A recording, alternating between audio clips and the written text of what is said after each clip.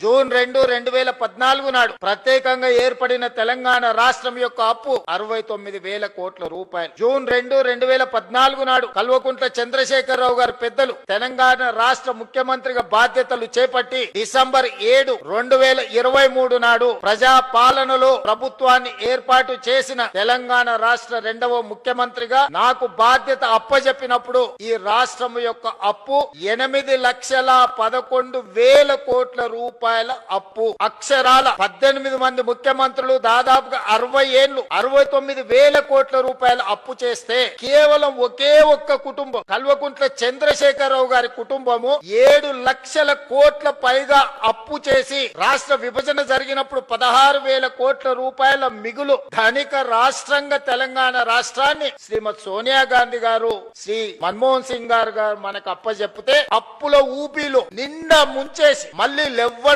కూడా అవకాశం లేకుండా మన మీద మన్ను గప్పి అప్పుల్లో నిండా ముంచి అప్పులు తప్పులు చేసి 8,11,000 కోట్ల రూపాయలతోని బాధ్యత అప్పచెప్పింది. అట్లా సంసారం మొదలు పెట్టి 30 నెలల సమాజంలో గౌరవాన్ని పెంచుకుంటూ సమస్యల్ని పరిష్కరించుకుంటూ విధ్వంసం అయిపోయిన తెలంగాణ వికాసం వైపు నడిపించుకుంటూ ఒకటొకటిగా సమస్యల్ని పరిష్కరించుకుంటూ రైతు రుణమాఫీ 25,35,000 మంది రైతులకు 20,677 కోట్ల రూపాయలు 2 లక్షల వరకు రైతు రుణమాఫీ చేసిన మాట వాస్తవం కాదా? ప్రతి ఊర్లో రైతుల వివరాలు గ్రామ సభలలో చదివి వినిపించినాం. రైతు భరోసా ఆయన రైతు బంధు అన్నాడు. ఆ రైతు రాబంధు మీకు బకాయి పెడితే ప్రభుత్వం వచ్చిన ఎంబడే నెల తిరగక ముందే 7,000 కోట్ల రూపాయల పాత బకాయిలు మేం చెల్లించినాం. రైతు రాబంధువు మీ నెత్తి మీద పెట్టిపోతే నేను వచ్చి కట్టిన.